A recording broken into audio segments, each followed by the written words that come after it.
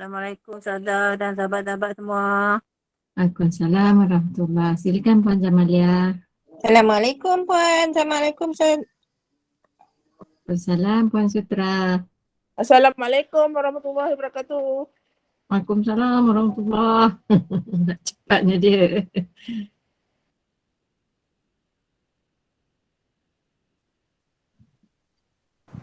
Assalamualaikum Mas dan sahabat-sahabat.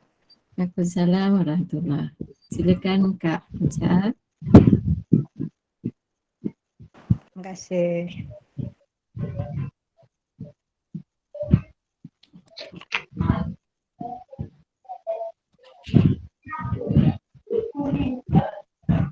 Assalamualaikum sahabat-sahabat semua.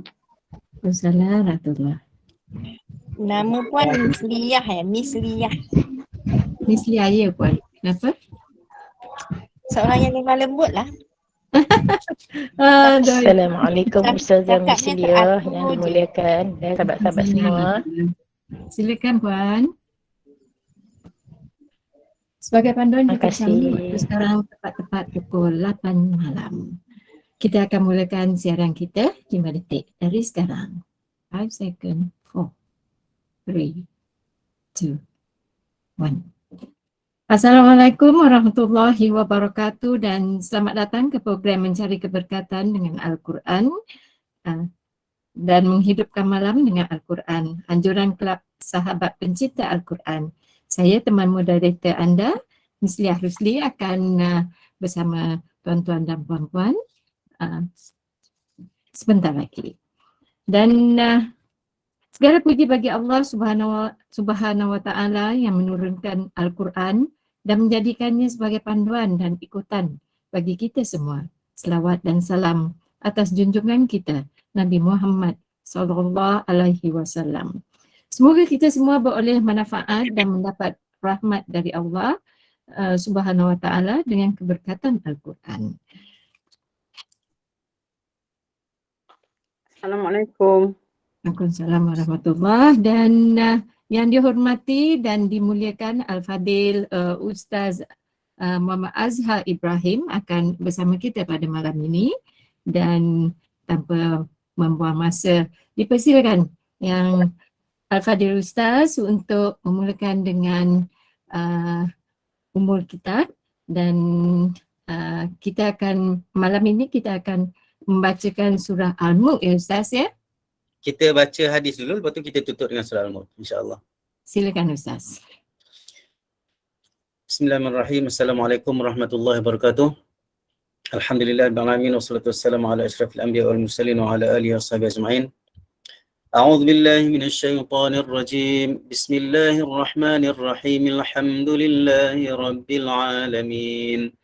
الرحمن الرحيم مالك يوم الدين إياك نعبد وإياك نستعين اهدنا الصراط المستقيم صراط الذين أنعمت عليهم غير المغضوب عليهم ولا الضالين آمين. بسم الله الرحمن الرحيم. الحمد لله رب العالمين نحمده ونستعينه ونستهديه ونستغفره ونعوذ بالله من شرور أنفسنا ومن سيئات أعمالنا من يهده الله فلا مضل له ومن يضلل فلا هادي له أشهد أن لا إله إلا الله وأشهد أن محمدا عبده ورسوله فإن أصدق الحديث كتاب الله وخير الهدي هدي محمد صلى الله عليه وسلم وشر الأمور محدثاتها وكل محدثة بدعة وكل بدعة ضلالة أو كما قال صلى الله عليه وسلم. وبعد, Alhamdulillah, terima kasih Puan Moderator, seluruh jamaah muslimin muslimat yang dikasihi oleh Allah Subhanahu wa Ta'ala. Bersyukur kita kepada Allah Azza wa Jalla. Kita diberi lagi kesempatan untuk bersama-sama di dalam majlis ilmu. Tak kiralah ilmu kita nak belajar ilmu apa pun, tetapi dimohon daripada Allah SWT semoga adanya keberkatan dan menjadi sumber rahmat Allah Subhanahu wa Ta'ala kepada kita insya-Allah.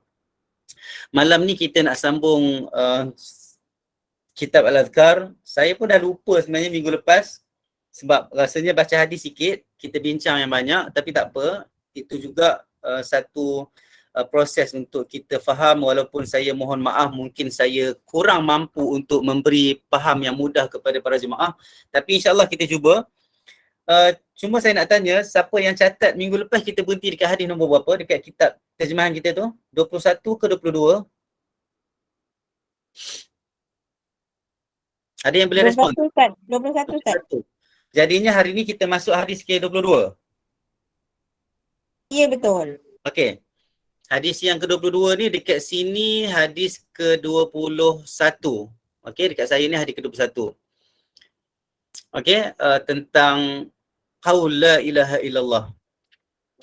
Okey.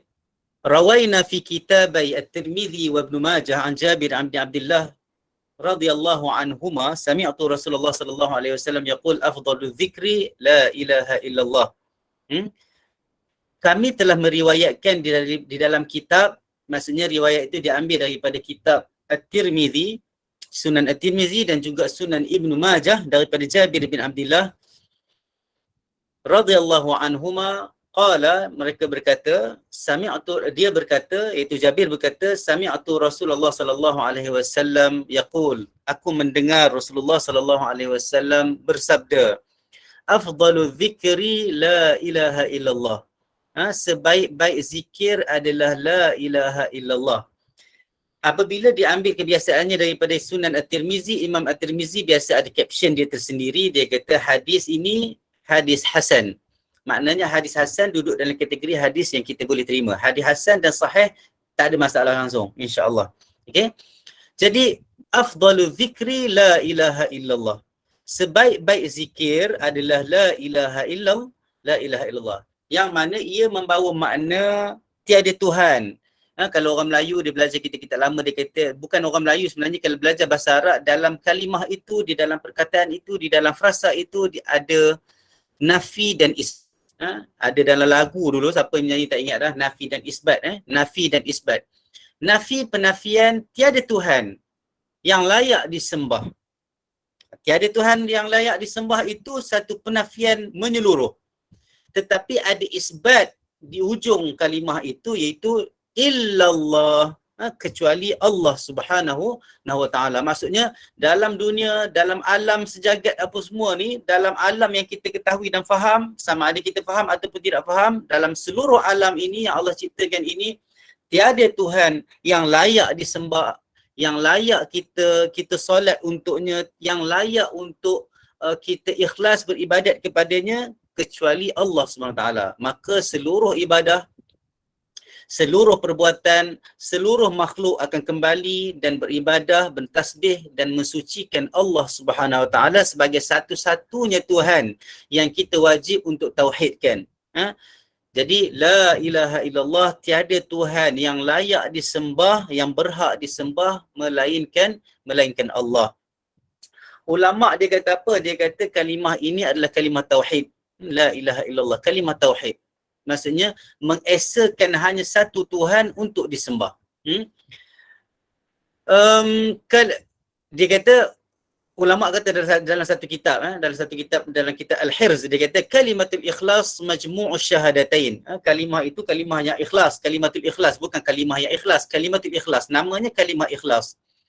Dinamakan dengan kalimah itu adalah untuk menyatakan bahawa kita bebas dari api neraka, bebaskan kita punya ibadat kita hanya kepada Allah SWT, tidak lain tidak bukan kena ada ikhlas.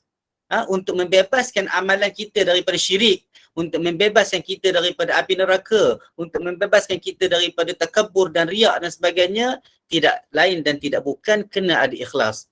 Ada orang kata ikhlas itu apa? Ikhlas dah jadi satu term ataupun istilah yang kita, orang Islam biasanya akan faham lah. Maksudnya bila kita ikhlas, tidak ada niat lain kecuali itu. Macam kita bagi hadiah dekat orang, aku memang nak bagi sahaja sebab aku rasa nak bagi. Bukan sebab aku nak kasih sayang kamu ke, bukan saya nak awak punya balasan ke, tak ada. Maksudnya kita bagi hadiah, kita tolong orang, ikhlas maksudnya kita tolong hanya sebab kita nak tolong. Dalam Islam kita tolong orang sebab Allah yang suruh kita tolong orang. Ada masa kita tolong orang kita puas, ada masa kita tolong orang kita rasa susah, tetapi bila kita tahu kita buat kerana Allah, maka dia akan datang rasa tenang, rasa lapang yang dihadirkan oleh Allah SWT yang sentiasa menjaga hati kita. Ada juga ulama dia kata kalimatul ihsan. la ilaha illallah itu namanya juga kalimatul ihsan, seperti mana yang terdapat di dalam firman Allah Subhanahu wa taala, hal jazaa'ul ihsani illa al ihsan. Ada juga yang mengatakan kata-kata la ilaha illallah itu sebagai da'watul haq.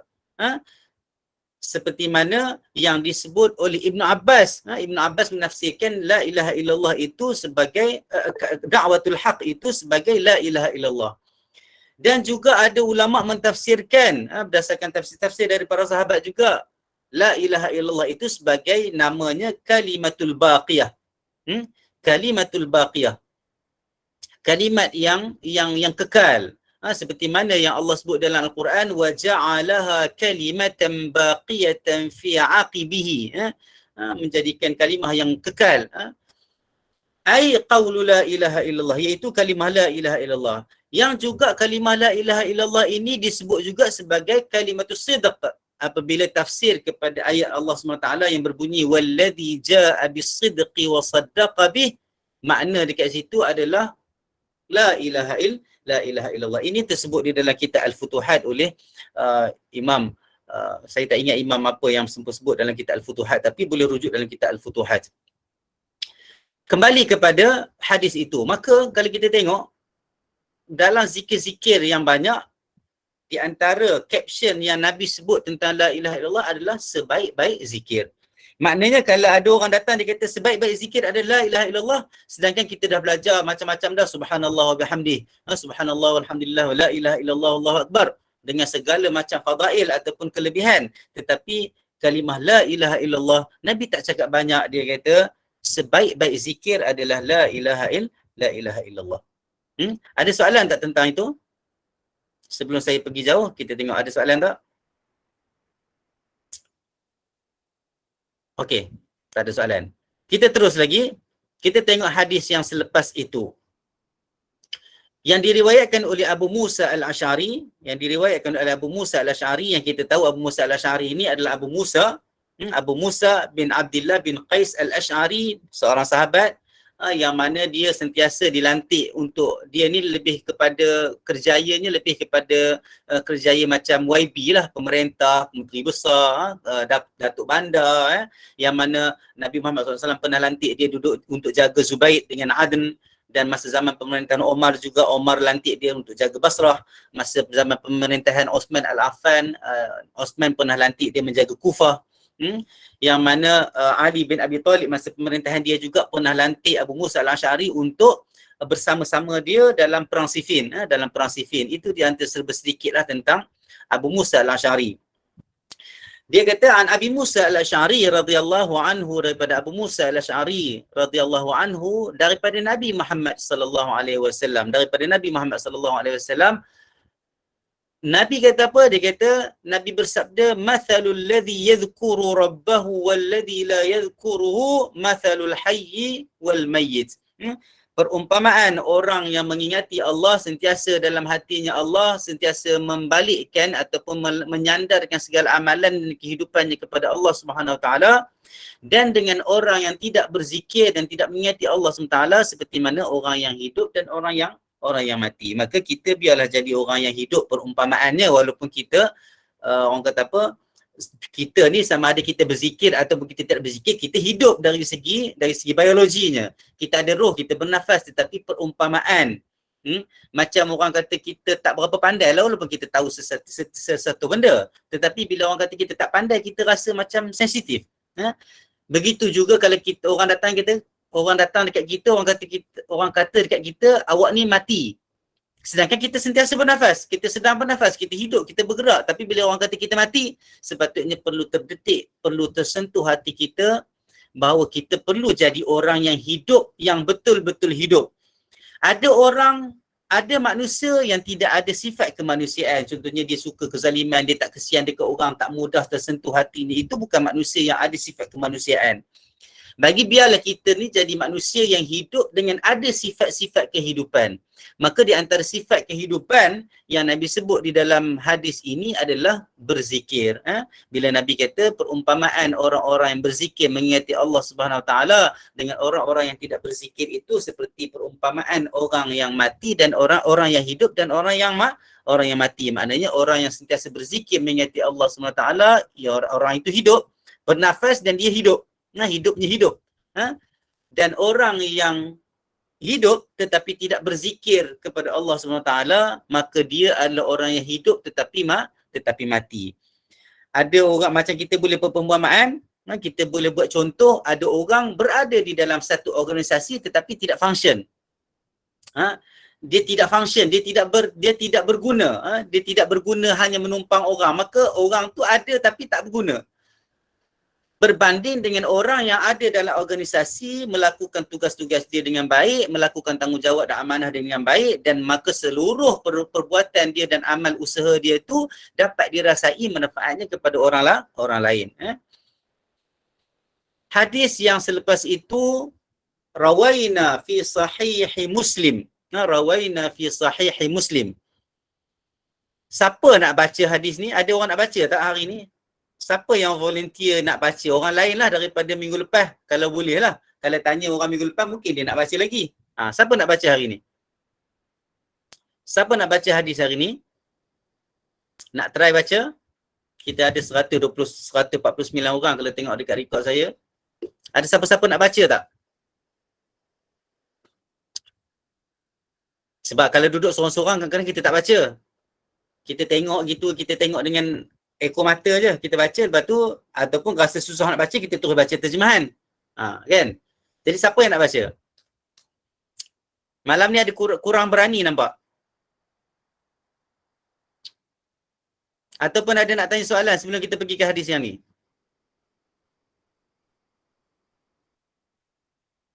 Okey ke? Tak ada? Tak ada yang berani baca Okey. Tak apa. Kalau tak ada yang berani baca, saya baca. Wa rawaina fi sahihi Muslim.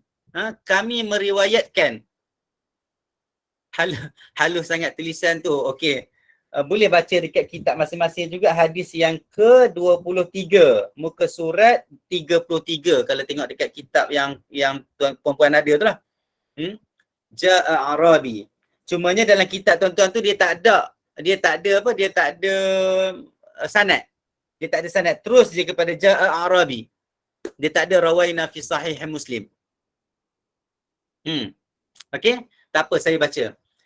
Wa rawaina fi sahih Muslim an Sa'd bin Abi Waqqas radhiyallahu anhu qala Ja'a Arabiyyun ila Rasulillah sallallahu alaihi wasallam faqala Allimni kalaman aquluhu qala قل لا إله إلا الله وحده لا شريك له الله أكبر كبيرا والحمد لله كثيرا سبحان الله رب العالمين لا حول ولا قوة إلا بالله العزيز الحكيم قال فهؤلاء لربي فما لي قال قل اللهم اغفر لي warhamni wahdini warzuqni. Hadis ni dalam Sahih Muslim. Jawi tak pandai Ustaz. Jawi tak pandai boleh, tapi ini bukan Jawi, ini bahasa Arab. Boleh juga, tak apa, tak ada masalah, boleh juga. Siapa yang biasa baca Quran, maksudnya siapa yang boleh baca Quran walaupun merangkak-rangkak, maka dia sedang berjihad. Moga Allah bagi pahala jihad dekat dia. Moga Allah bagi pahala usaha dia dekat dia. Tak ada masalah. Siapa yang boleh baca Quran sebenarnya walaupun merangkak, sebenarnya dia boleh baca hadis yang dah berbaris ni. Sebab saya ambil kitab yang ada baris. Ada kitab yang tak ada baris. Ada kitab yang tak ada baris. Warawaina. Macam kalau tengok dekat bawah ni kan, dekat dia punya footnote ni tak ada baris. Kecuali ayat Quran. Jadi orang yang belajar bahasa Arab baru boleh baca. Faidatun. Qala ba'dul ulama li hadhihi al-kalimat asma' minha kalimatut tauhid. Contohnya kan, kalau tak ada baris, biasa orang yang tak belajar bahasa Arab tak boleh bacalah. Tapi itu tak apalah. Masing-masing ada habuan masing-masing, maka siapa sempat baca, siapa sempat belajar, siapa tak sempat Maka kena belajar jugalah sikit-sikit sehingga kita mati kita kena belajar juga insya-Allah. Di samping kita belajar ilmu-ilmu lain fardu kifayah untuk kita berkhidmat kepada manusia, membantu orang lain, menjaga masalah manusia lain dan sebagainya. Itu pun arahan agama juga. Daripada Sahih Muslim, kami meriwayatkan di dalam Sahih Muslim daripada Sa'd bin Abi Waqqas,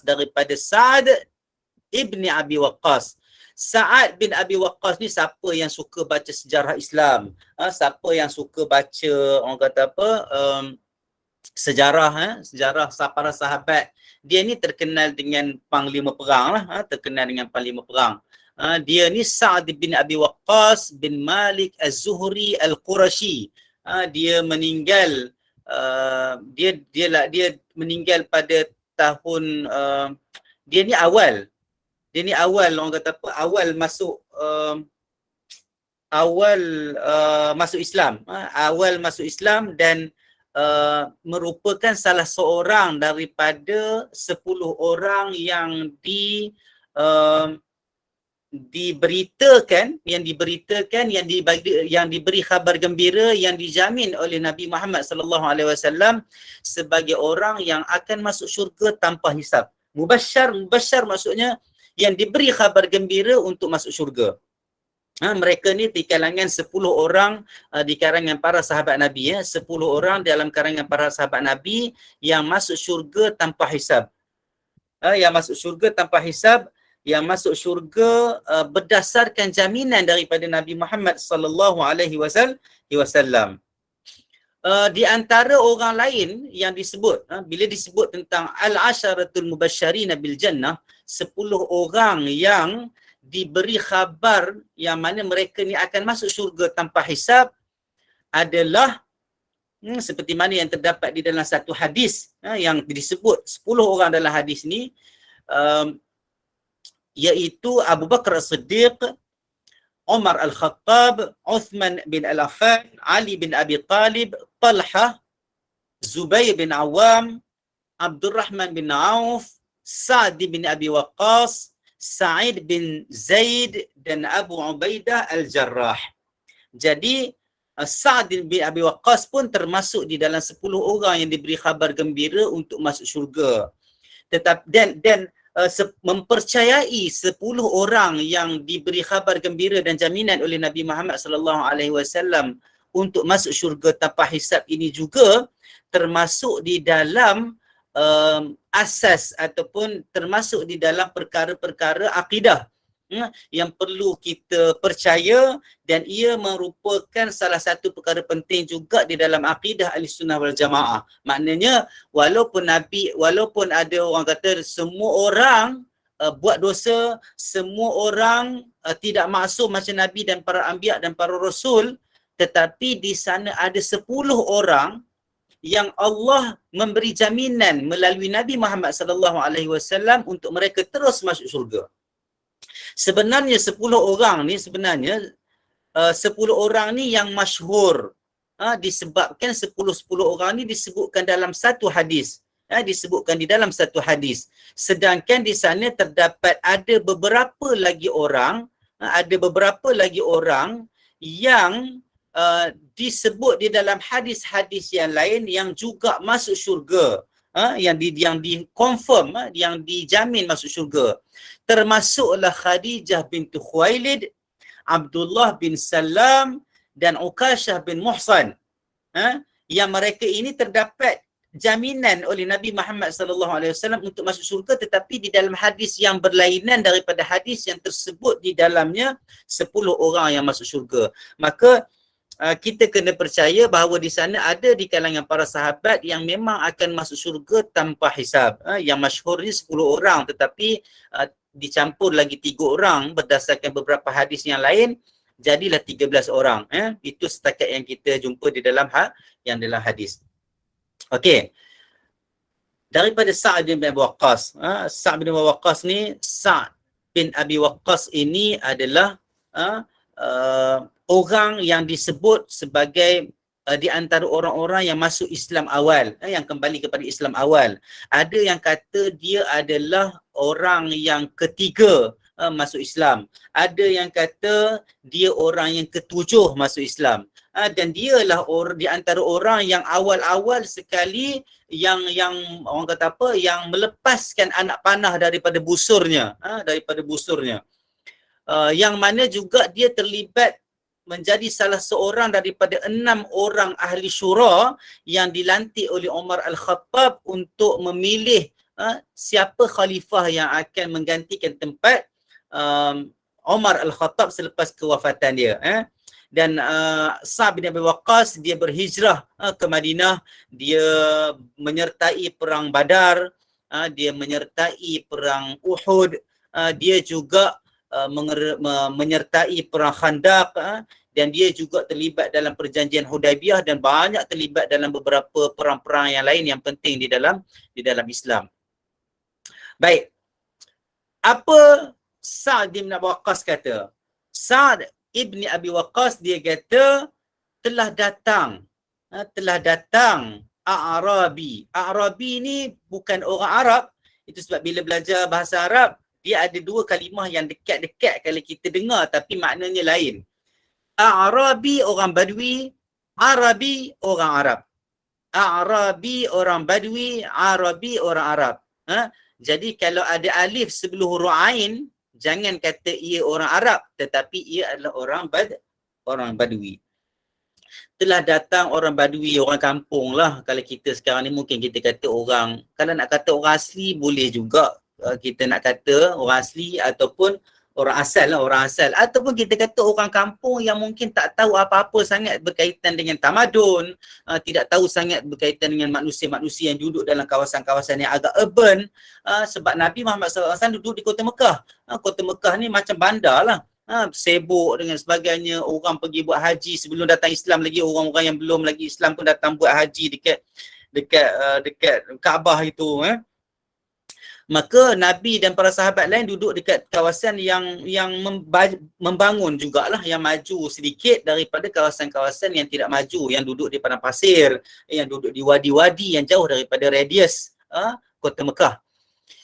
Maka orang Arab, orang Badui ni telah datang orang Badui, seorang Badui kepada Rasulullah sallallahu alaihi wasallam, dan dia kata alimni. Orang Badui ni dah Islam lah, tetapi orang Badui ni kita nampak dia akan jadi lurus lah, dia tanya soalan pun macam soalan-soalan yang macam, kalau tengok kat sini tak ada masalah, tapi setengah-setengah keadaan dia nak tanya soalan atau cara dia menyapa Nabi tu cara yang kadang-kadang kurang beradab. Nabi pernah tegur sekali sebab bila dia datang dia panggil ya Muhammad, dia panggil kan, sedangkan para sahabat tak panggil ya Muhammad, panggil ya Rasulullah.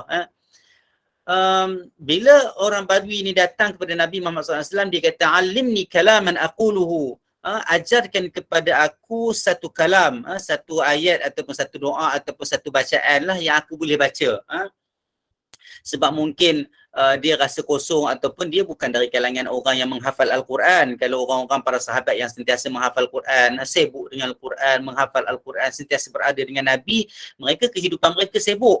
Kehidupan mereka sibuk, sama ada mereka terlibat dengan perang dan sebagainya, sama ada mereka terlibat dengan pemerintahan dekat Mekah dan dekat Madinah, sama ada mereka terlibat dengan orang kata apa, gerakan-gerakan saraya ataupun intipan-intipan sebelum perangan ataupun pemufawadah ataupun perbincangan-perbincangan. Maka orang-orang yang di sekeliling Nabi Muhammad SAW dan mereka sibuk. Ada yang mereka tanya, ada yang Nabi ajarkan bacaan dan doa, tetapi orang Arabi mungkin kehidupan mereka duduk di kampung-kampung, duduk di jauh sikit daripada bandar ni, daripada orang yang orang kata apa, yang sibuk ini, mungkin mereka rasa mereka nak juga beramal, sedangkan mereka Islam, mereka nak juga beramal, mereka nak tanya apa yang mereka perlu buat, maka dia datang tanya Nabi Muhammad SAW. Ajarkan kepada aku satu kata-kata, satu ayat, satu perkataan, satu doa mungkin. Dan Nabi jawab, qul, katakanlah, la ilaha illallah wahdahu la syarikalah. Tiada Tuhan yang berhak disembah melainkan Allah, hanya sanya Allah, wahdahu la syarikalah, tiada sekutu baginya. Allahu akbaru kabira. Itu sebab kita baca, kalau kita baca doa iftitah Allahu akbar kabira, dia macam tidak betul lah, tidak betul dari segi nahu. Sebab dia tidak ada sebab kenapa ra itu mati. Itu sebab kita baca, perbetulkan balik, kita baca Allahu akbaru kabira. Baca dalam solat itu doa iftitah itu, doa pembuka selepas kita angkat takbir itu, bacalah Allahu Akbaru kabira. Jangan baca Allahu Akbaru kabira. Betulkan itulah, walaupun kesilapan itu sikit je, tetapi dia menjadi salah dari segi nahu dan bacaan itu tidak jadi sempurna lah. Allah yang paling besar, Allah yang besar. Maksudnya Allahu Akbar kabira. Allah yang besar dan memang maha besar. Itu cara orang Arab dipanggil takkid ataupun penguat di dalam bahasa, di dalam ayat. Walhamdulillahi kathira. Dan seluruh pujian bagi Allah. Kathira, tambah lagi banyak. Seluruh pujian bagi Allah sebanyak-banyaknya. Subhanallahi Rabbil Alamin. Maha suci Allah Subhanahu Wa Ta'ala, Tuhan yang memelihara alam, yang memerintah alam, yang mentadbir alam. Kalau kita tengok dalam terjemahan kitab-kitab dululah, ataupun ada tok guru yang mungkin mengajar kita dulu-dulu, bila terjemahan Alhamdulillahi Rabbil Alamin, segala puji bagi Allah, dia ada sebut perkataan seru sekalian alam. Tak tahulah siapa pun dah dengar, tapi saya dulu biasa dengar. Seru sekalian alam. Saya dulu dengar, kita dengar dan kita kata macam tak apalah, seru sekalian alam. Sebenarnya saya dengar, tak silap saya arwah dah, seorang orang bahasa juga, orang ulama hebat dekat Malaysia ni. Dia kata betul lah Asnani, Asnani kita biasa dengar seru sekalian alam. Sebenarnya kalau ikut pemahaman dan kajian yang dibuat oleh ahli bahasa Jawi dan sebagainya, dewan bahasa dan sebagainya, dia kata sarwa sebenarnya. So sin, ra, waw itu kita tak boleh baca seru. Kita kena baca sarwa. Sarwa ni memang ada dalam kamus dewan, ada dalam bahasa Melayu kita, sarwa jagat, sarwa jagat. Sarwa jagat, sarwa sekalian alam. Sarwa sekalian alam maksudnya seluruh alam. Dia bukan seru sekalian alam, dia sarwa sekalian alam.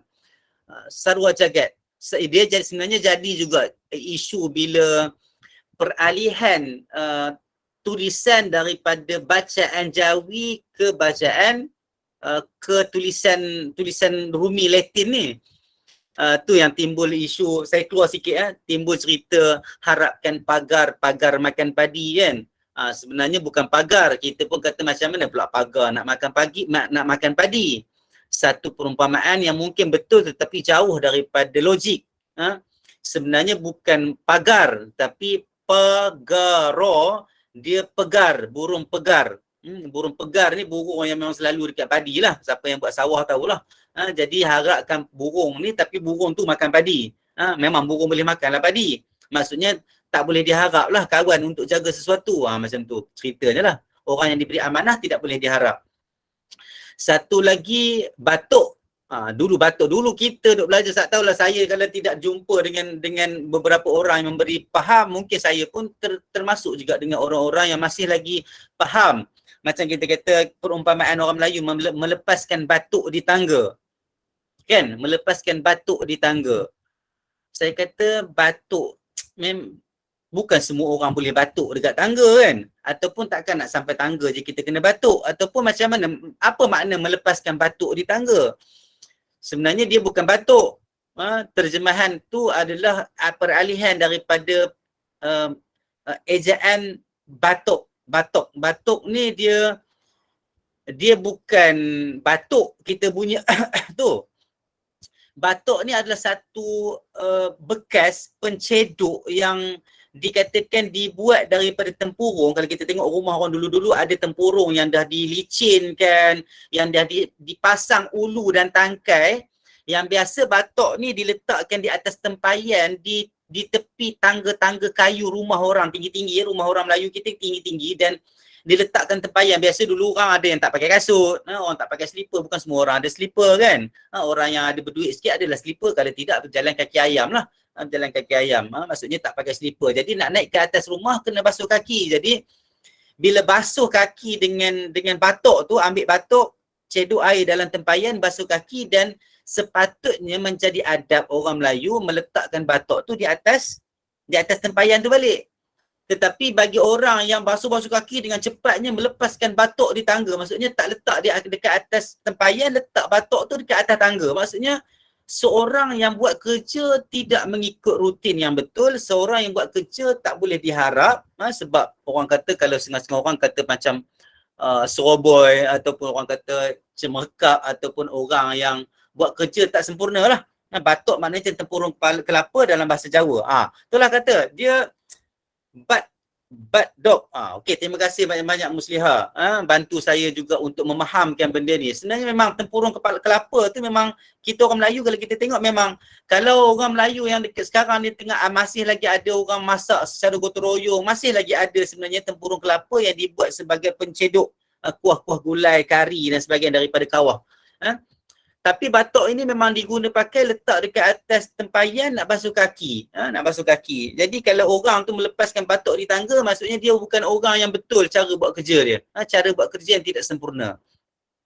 Kembali kepada Alhamdulillahirabbil alamin. Subhanallahirabbil alamin. Maha suci Allah yang maha mentadbir seluruh alam. Seluruh alam.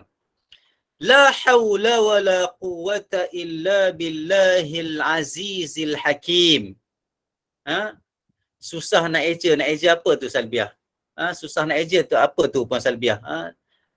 Batok tu dia kalau ikutnya ejaan dia tu bata waw qaf lah, kalau yang tak silap saya ejaan dulu lah. Ejaan dulu. Sebab ejaan dulu ni bumi pun dia eja ba wa mim. Ejaan dulu Jawi ni dia eja ba waw mim, bom. Kalau kita baca sekarang ikut ejaan sekarang Jawi dia jadi bom lah. Berpijak di bom. Kita tak cakap berpijak di bumi. Sekarang ni mim ya baru jadi mi. Jadi bumi kena eja ba waw mim ya baru jadi bumi. Kalau dulu dia jadi bom. Sama juga dulu orang buat lawak jadi macam kelakar sikit lah. Orang baru belajar agama, baru belajar fiqh.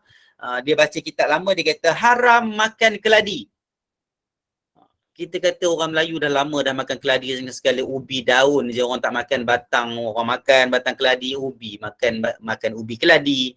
Tiba-tiba bila baca je kitab Jawi tentang fiqh, dia kata haram makan keladi. Sebenarnya bukan haram makan keladi, tetapi haram makan kaldai. Haram makan kaldai. Maka ejaan Jawi dulu dah diperbaharui oleh Dewan Bahasa dan Pustaka untuk mungkin memudahkan lagi dan mengangkat kembalilah jati diri bahasa Melayu, bahasa Jawa, tulisan Jawi itu sendirilah, supaya dia tidak timbul lagi konflik-konflik yang boleh membuat bahasa tulisan itu dipermainkan dan sebagainya lah. Okey. Lepas tu Nabi kata la haula wa la quwwata illa billahil azizil hakim. Tiada daya dan kuasa, tidak ada kemampuan, tidak ada kekuatan illa billah, kecuali dengan izin Allah Subhanahu wa taala yang maha aziz, yang maha kuat, yang maha hakim, yang maha bijak, yang maha bijaksana. Itulah doa yang diberi, itulah zikir yang diberi oleh Nabi Muhammad sallallahu alaihi wasallam. Rasanya zikir ni kita tak familiar, betul tak? Kita familiar la ilaha illallah wahdahu la syarikalah, betul. Allahu akbaru kabira kita tak familiar sebagai zikir kecuali kita familiar sebagai doa iftitah, betul? Alhamdulillahi katsira pun kita tak familiar sebagai zikir kecuali kita familiar sebagai alhamdulillah, betul Walaupun benda tu ada dalam hadis lain, tapi nak ceritain dalam hadis ni ada frasa lain yang Nabi bagi. Maknanya boleh guna, tak ada masalah. Subhanallahi rabbil alamin. Ini pun jarang-jarang orang Melayu berzikir dengan subhanallahi rabbil alamin. Biasa subhanallah walhamdulillah ataupun alhamdulillahi rabbil alamin. Tetapi dalam hadis ni Nabi gabungkan bukan alhamdulillahi rabbil alamin tetapi subhanallahi rabbil alamin. Lepas tu la haula wala quwata illa billahil aliyil azim. Kita biasa baca yang tu, tetapi dalam hadis ini Nabi kata la haula wala quwata illa billahil azizil hakim. Sebab berkaitan dengan kekuasaan, berkaitan dengan kekuatan, mestilah kembali kepada Tuhan yang sifatnya maha kuat, yang maha gagah, yang maha bijak, yang maha bijaksana. Lepas Nabi ajar kalimah ini, lepas Nabi ajar zikir ini kepada orang Badui ni, tengok apa orang Badui kata. Bila kita dengar orang Badui ni tanya soalan, kita kata orang Badui ni berkira ke dengan berzikir kepada Allah SWT. Tetapi kita, macam saya kata tadi lah, orang Badui ni dia lurus. Orang yang lurus, dia nak tahu apa yang dia dapat. Macam orang yang baru masuk Islam ataupun orang yang baru faham tentang solat. Dia kata, aku solat, aku dapat apa? Kalau ada orang Melayu tanya macam tu, jangan lekehkan dia. Jangan kata, ini liberal, kamu tak wajib, kamu tak boleh tanya macam tu, kamu mengucap. Kadang-kadang ada orang ni bila tanya macam tu, kita kata, mengucap sikit. Ada tanya macam tu. Kan Allah suruh kita solat je lah. Kadang-kadang kita tak boleh cakap macam tu, dan dalam banyak keadaan untuk kita buat proses dakwah, kita tak boleh jawab macam tu dengan orang. Sebab tahap kefahaman orang, tahap kefahaman manusia, dah azan. Saya kena berhenti azan dulu ya. Sekejap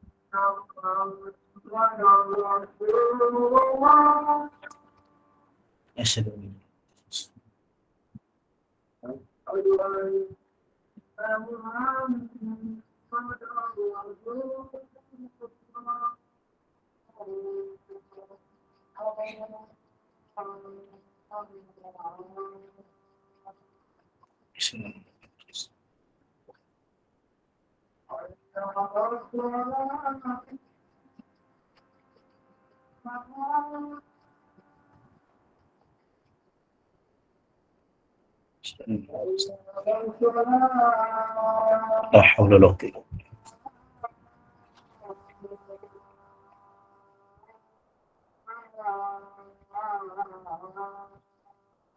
La haula wala quwwata.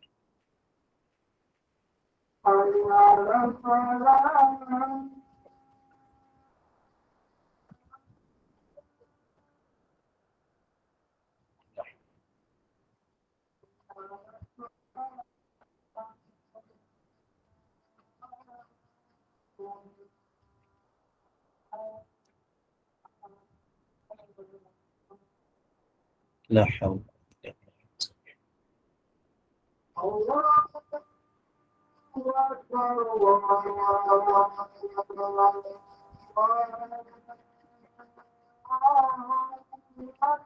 Allah.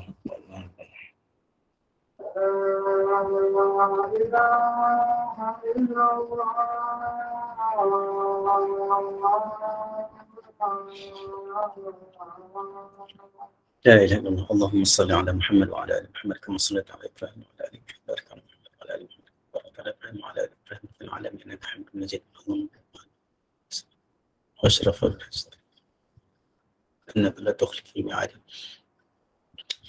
Okey.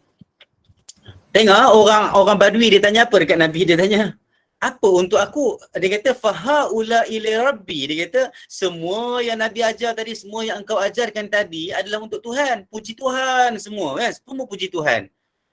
Orang Badui ni tanya, apa untuk aku? Apa yang aku dapat? Famali.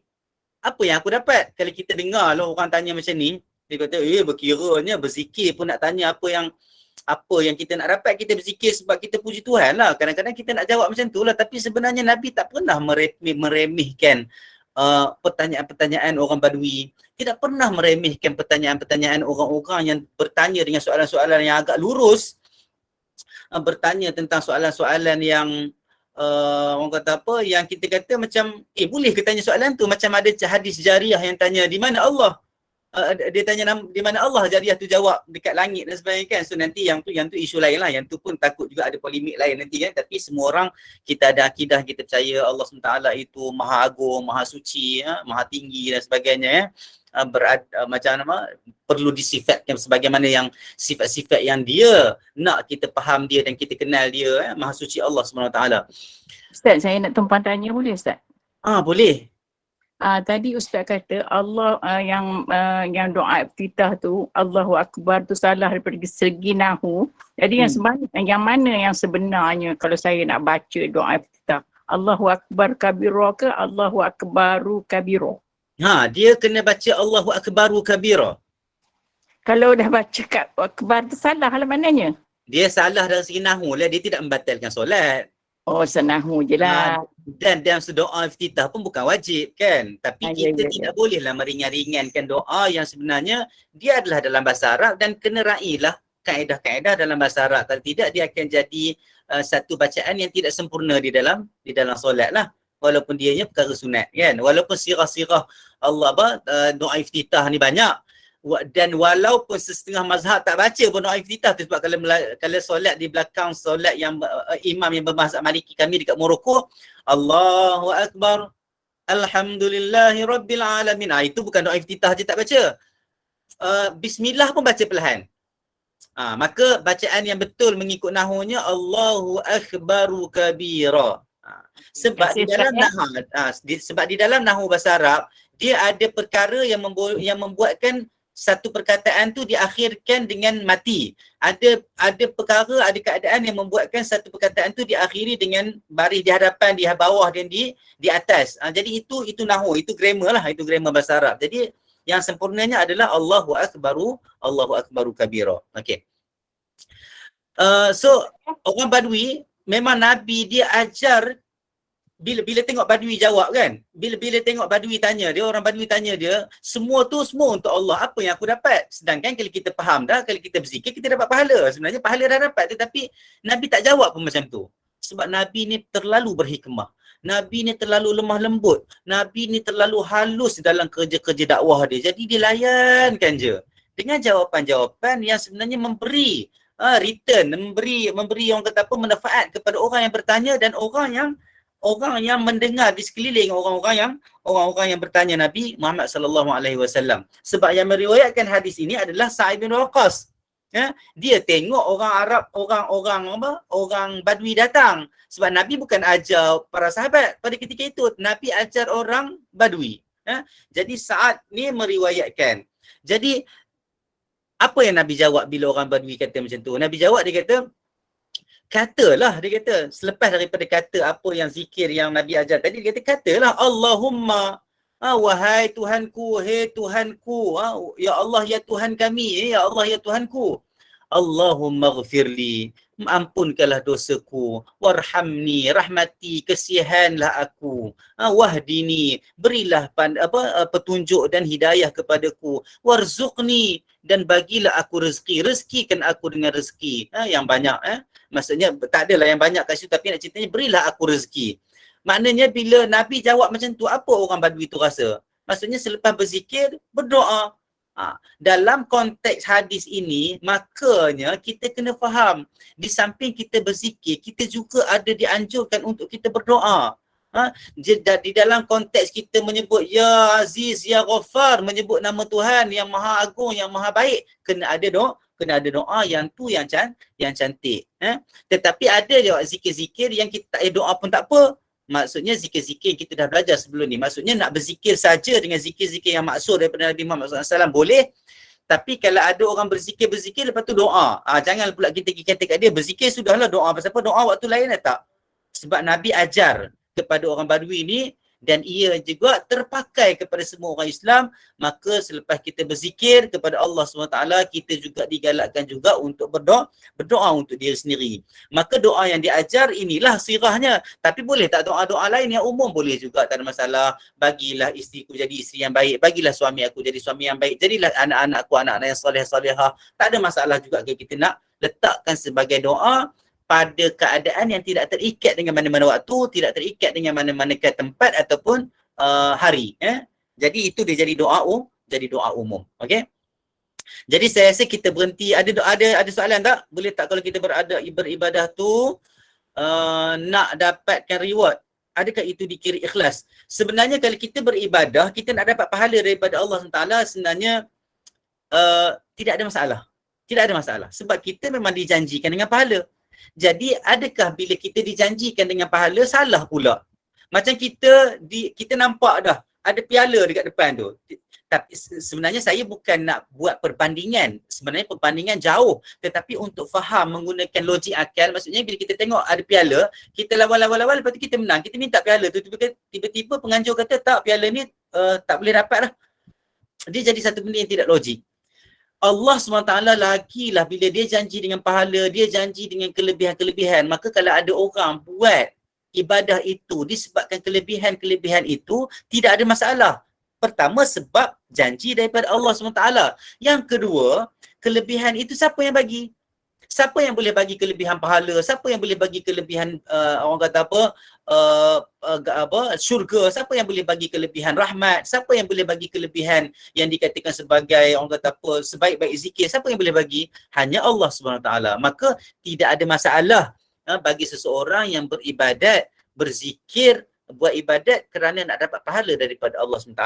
Walaupun di sana ada ulama' bagi tahu ada 3, dia panggil segi 3 ikhlas. Ada orang buat ibadat hanya kerana Allah Ta'ala, tak fikir dah tentang syurga atau neraka. Ada orang buat ibadat sebab dia nak syurga, sebab dia nak reward syurga. Boleh juga, tak ada masalah, ulama' kata. Sebabnya semuanya adalah milik Allah SWT. Ada orang buat ibadat sebab tak nak masuk neraka. Boleh sebab takut ke neraka. Tak ada masalah juga mengikut pendapat setengah ulama'. Tetapi yang paling bagus sekali adalah buat ibadat ikhlas kerana Allah Ta'ala, nak dapat ganjaran daripada Allah SWT, dia jadi tak ada masalah. Yang paling penting sekali buat kerana Allah Ta'ala. Yang buatnya kerana Allah Ta'ala. Zikir itu sunnah dibaca khusus atau... Okey. Siapa? Nasrul Azli Ahmad. Okey. Macam kita dah belajar sebelum ni, diberitahu bahawa kita sekarang ni masih lagi berada di dalam bab zikir-zikir yang tidak terikat dengan waktu. Maka zikir-zikir yang kita belajar ni tidak terikat dengan waktu.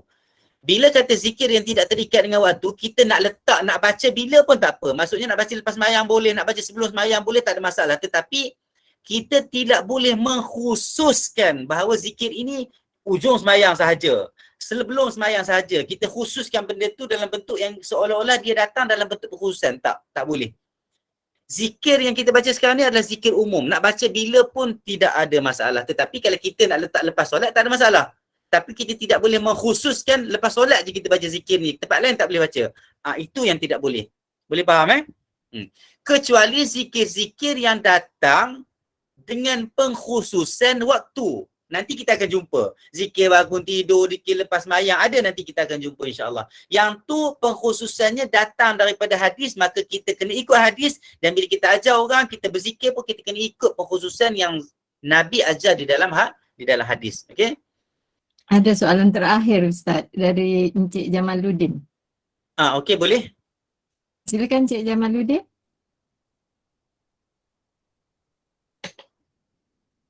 Masih di talian, Cik Jamaluddin? Saya isteri dia. Minta maaf. Macam ni saya nak tanya, selepas azan kat TV Al-Hijrah, dia akan baca selawat dulu, kemudian baru dia baca doa azan. Adakah itu yang terbaik? Ya? Memang sunnahnya memang baca selawat dulu. Selawat dulu ya. Itulah saya kata. Sebab bagusnya kat Malaysia ni bila ditegur, bila diberi penjelasan, bila diberi rujukan, bila diberi justifikasi, mereka mengikut. Alhamdulillah. Dulu terjemahan terjemahan hadis-hadis dalam IKIM pun ada kesilapan sikit. Bukan kesilapan, mungkin tidak orang kata apa, tidak sesuai. Mungkin terjemahannya agak umum, maka bila diberitahu mereka mengubah. Sama juga zikir-zikir di dalam doa selepas azan pun dulu terus je Allahumma rabb hadhihi da'wati tammati wa salatil qa'imah kan. Tetapi sunnahnya kita kena baca selawat dulu, selawat dulu Ibrahimiyah tu lah. Selawat Ibrahimiyah tu baru baca Allah. Ibrahimiyah lah. Betul. Itu sunnah. Itu yang terbaik lah Itu yang terbaik lah. Itu baik. InsyaAllah. Ada satu soalan daripada Mumtahanah. Boleh tak kalau kita solat, kita sentiasa bersifat dalam hati untuk ingat Allah Ta'ala, untuk khusyuk. Sebenarnya bila kita solat, masa bila kita nak istighfar, sebenarnya bila kita solat, kita tidak ada masa untuk beristighfar tu kecuali kita sibuk dengan doa-doa dan bacaan dalam solat. Jadi kalau tanya saya, tidak ada anjuran untuk begitu. Kecuali di dalam rokok kita kena banyak doa. Kita kena banyak tasbih subhana rabbil azim, subhana rabbil azim, subhana rabbil azim. Banyak pun tak ada masalah. Itu sebab bila kita tengok cara Nabi solat, dia punya panjang sujud, panjang rokok, panjang iktidal, panjang berdiri sama je Aisyah kata. Dalam satu hadis yang Aisyah riwayatkan. Maknanya Nabi berdiri pun lama, Nabi rokok lama tak? Nabi rokok lama. Itu sebab kita ni, kita asyik rokok je kalau boleh paling minimum punya witir. Dibaca 3 kali subhana rabbil azim wa bihamdih, kita pun baca 3 kali je, tapi sebenarnya tak. Kita boleh baca lama, kecuali kalau kita jadi imam lah. Kalau kita jadi imam, kita kena meraihkan orang-orang yang di belakang kita. Okay? Jadi di dalam solat tidak dianjurkan untuk kita sibukkan dengan benda lain kecuali sibukkan dengan bacaan-bacaan dalam solat. Sebab kita bila kita solat, kita baca Allahu Akbar kabira, kita dah fokus dah bacaan. Lepas tu kita baca Fatihah. Lepas tu kita baca surah.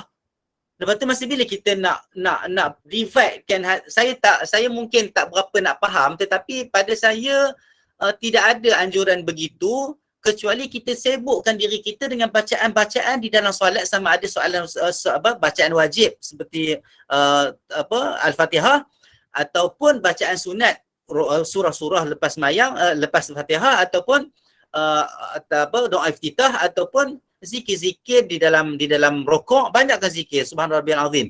Di dalam sujud dibanyakkan doa. Subhana rabbil a'la wa bihamdihi, subhana rabbil a'la, saya selalu baca subhana rabbil a'la sebab bihamdihi itu tambahan.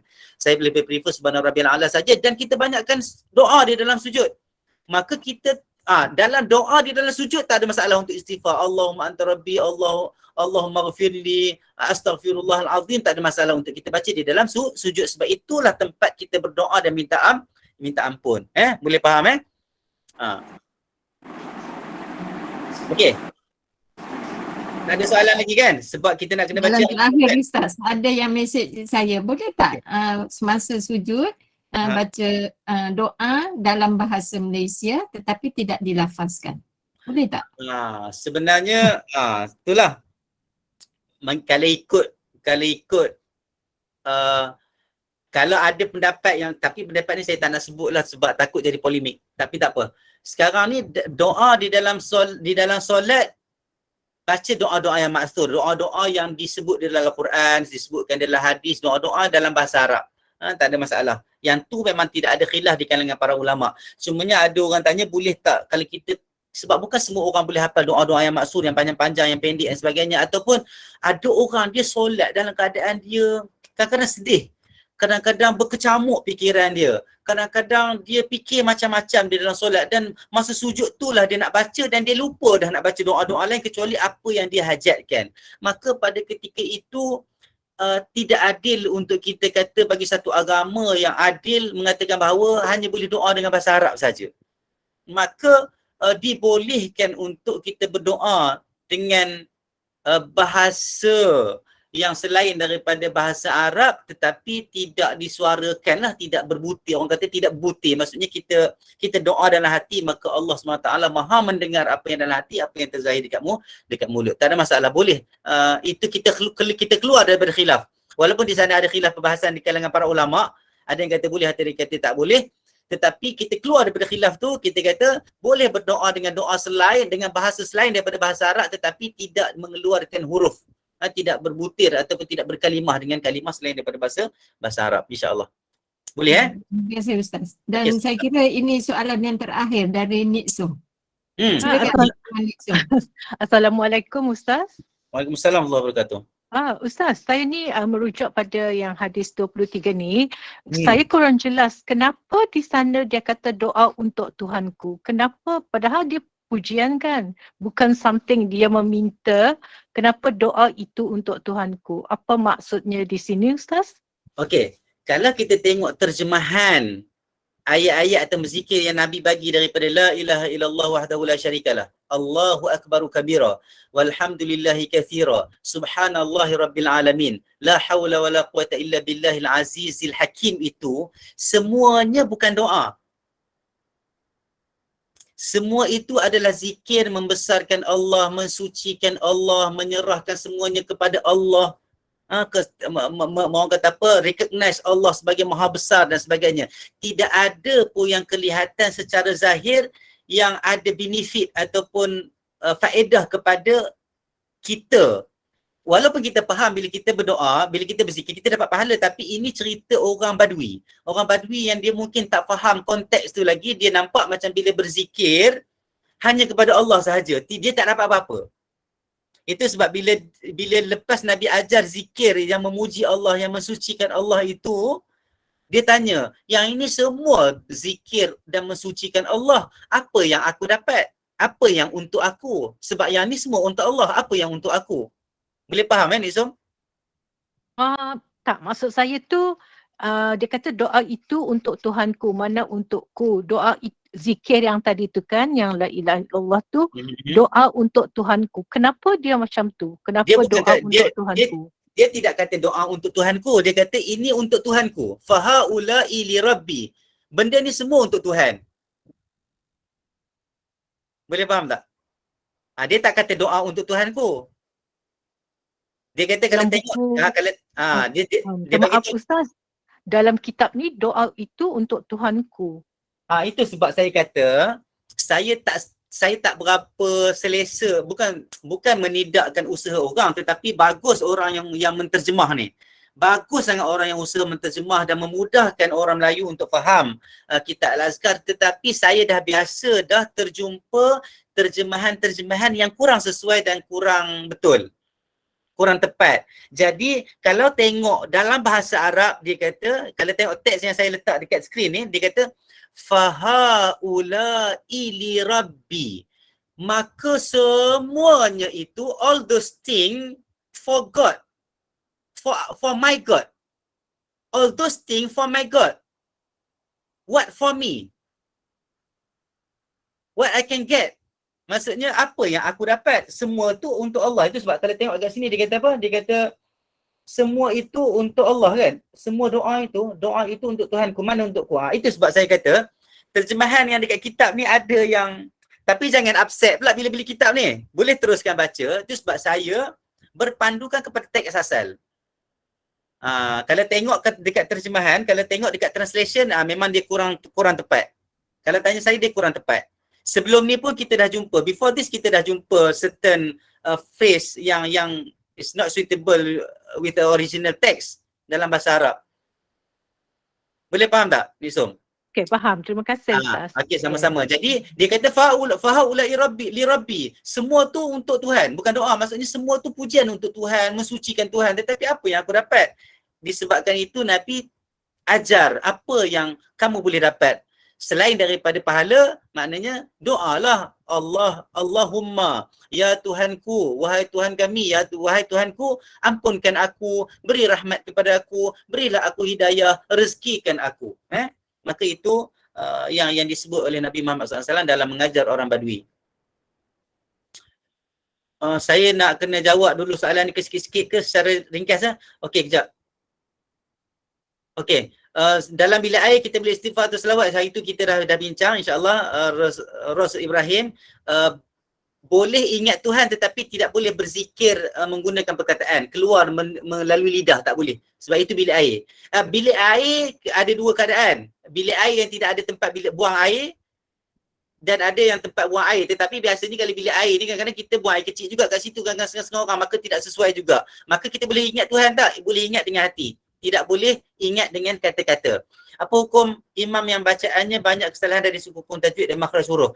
Kalau kesalahan pada bacaan yang sunat, maka dia tidak menjejaskan solat. Dia tidak menjejaskan batal atau tidak sahnya solat. Cuma menjejaskan dari segi kesempurnaan bacaan dan mungkin pahala solat lah. Tetapi kalau bacaan itu salah dari segi makhraj huruf, dan boleh membawa makna yang orang kata apa, yang lain daripada makna yang Tuhan nak dalam ayat Quran, maka kalau ia dilakukan secara sengaja oleh imam, maka dia boleh merosakkan solat. Tetapi kalau imam tu tak aware, maksudnya imam tu tak tahu pun dia baca salah dan tak ada orang pun tegur dia, maka itu moga-moga diampunkan, moga-moga Allah bagi hidayah untuk dia perbetulkan bacaan dia. Okey, tetapi kalau tengoklah dari segi makhraj dan tajwid ni, dia ada banyak juga tajwid yang asas, tajwid yang ni, tetapi yang penting makhraj huruf dan panjang pendek. Even panjang pendek pun ada ulama khilaf lagi, tetapi bacaan yang sempurna itulah yang menjadi pilihan untuk kita menjadi imam lah. Jadi kalau disengajakan maka dia akan merosakkan solat lah. Mengikut setengah pendapat ulama. Tetapi kalau dia tidak sengaja, moga diampunkan oleh Allah Ta'ala. Tapi makmum kena tahu, kena tegur lah kalau dia tahu. Kalau tidak tak boleh nak kata apalah, sebab itu termasuk dalam perkara-perkara yang di luar kawal. Okay? Kalau kita tengok dari segi pelat, orang baca bahasa Arab ni, kalau siapa pun lagi Cina, Chengdu ke Xinjiang ke apa, kalau dia orang punya wirid, dia orang punya bacaan dalam solat, lagi kita kata dia ni sah ke tak solat. Tapi nak kata macam mana, sebab lidah mereka orang kata telor ataupun pelat. La ilaha illallah, la ilaha. Kalau tengok orang Bangladesh ke Pakistan sebut astagfirullah, mungkin dia kata astagfirullah. Kita kata tak tebal, tak tafkhim. Kalau kita baca, orang kata apa? Baca bahasa Arab dengan kaedah yang betul ni, maka pelat, telor, lidah dan sebagainya itu terserah kepada keadaan masyarakat tersendiri, dengan syarat dia sentiasa mentahsinkan bacaan Al-Quran dan bahasa Arab seperti mana yang disebut dan dibaca oleh orang Arab, insya-Allah. Tak boleh boleh tak saya cancel perkataan doa dalam hadis terjemahan? Boleh. Pada saya boleh, tak ada masalah. Itu untuk Tuhanku. Kalau nak terjemah. Maka semua itu untuk Tuhanku. Apa yang untuk aku? Maka apa untuk aku? Boleh, tak ada masalah. Boleh slashkan doa. Kalau tanya saya lah, wallahu alam, saya mohon ampun dan penuh hormat dan respect kepada penterjemah kitab. Mungkin berlaku kesilapan sikit lah. Okay, so kita berhenti dekat sini dan kita sempat ke baca surah Al-Mulk ataupun kita kena berhenti je? Masih sempat lagi Ustaz. Okay, masih sempat lagi, kita cuba insyaAllah. Bismillahirrahmanirrahim. Nanti kita baca surah Al-Mulk. Okay. A'udzu billahi minasyaitonir rajim. Bismillahirrahmanirrahim. Tabarakalladzi biyadihil mulku wa huwa ala kulli syai'in qadir. Alladzi khalaqal mauta wal hayata liyabluwakum ayyukum ahsanu amala wa huwal azizul ghafur. Alladzi khalaqa sab'a samawati tibaqa ما ترى في خلق الرحمن من تفاوت فارجع البصر هل ترى من فطور ثم ارجع البصر كرتين ينقلب إليك البصر خاسئا وهو حسير ولقد زينا السماء الدنيا بمصابيح وجعلناها رجوما للشياطين وأعتدنا لهم عذاب السعير وللذين كفروا بربهم عذاب جهنم وبئس المصير إذا ألقوا فيها سمعوا لها شهيقا وهي تفور تكاد تميز من الغيظ كلما ألقي فيها فوج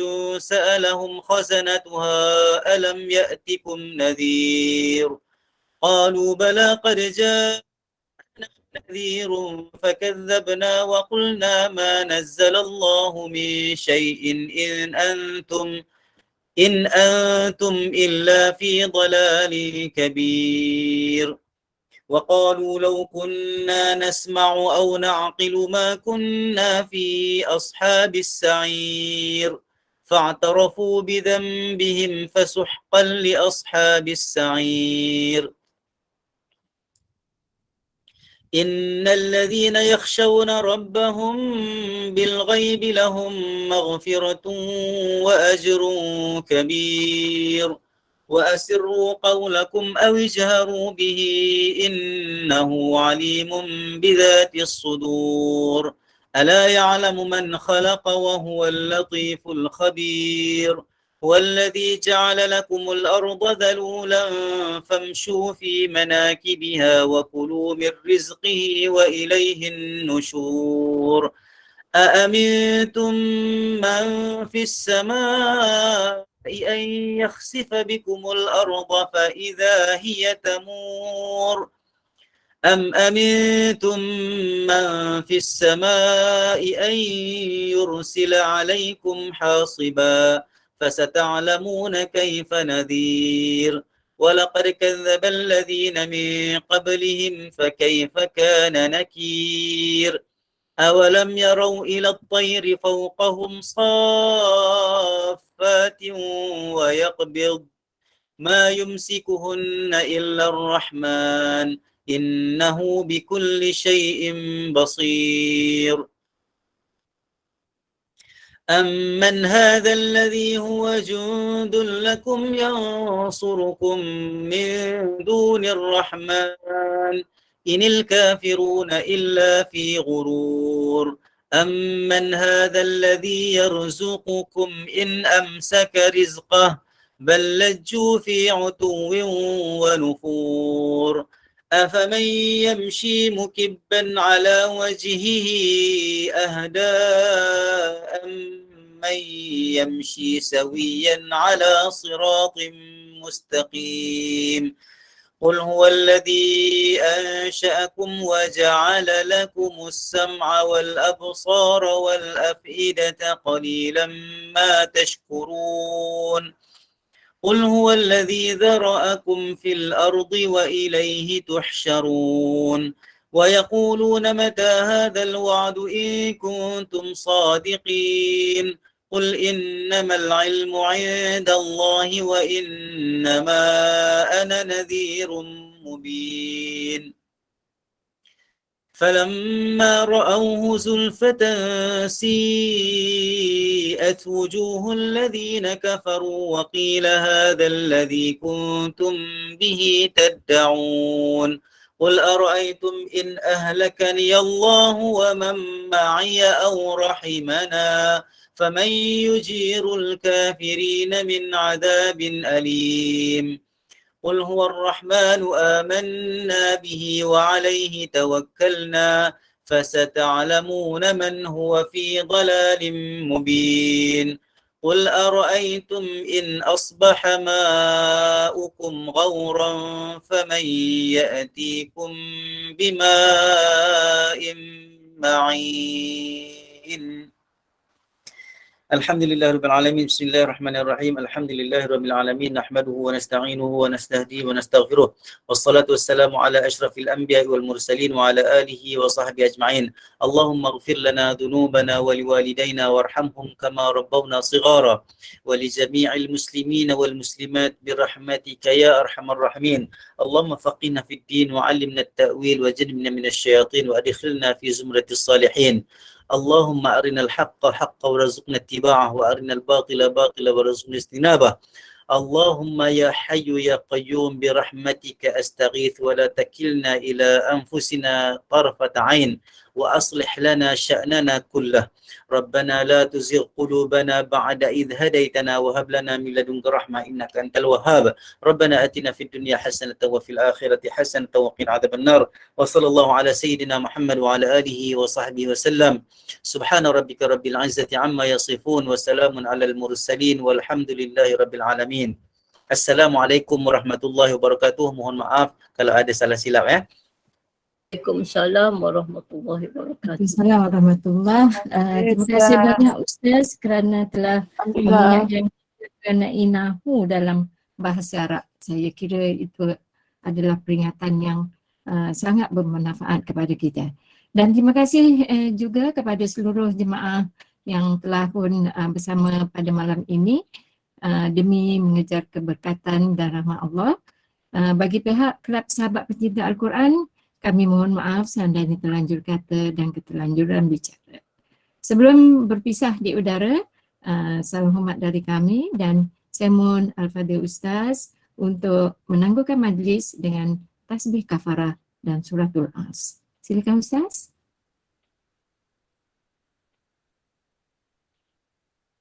Ustaz dah keluar kot. Dah keluar ada pun Ustaznya. Kau baca kan tadi Ilmis? Belum lagi. Sehingga kita berjumpa lagi, terus bersama kami dalam Rancangan-rancangan berikutnya pada besok pagi pukul 6 Terima kasih. 5 minit pagi. Terima kasih. Terima kasih. Assalamualaikum. Terima kasih. Assalamualaikum.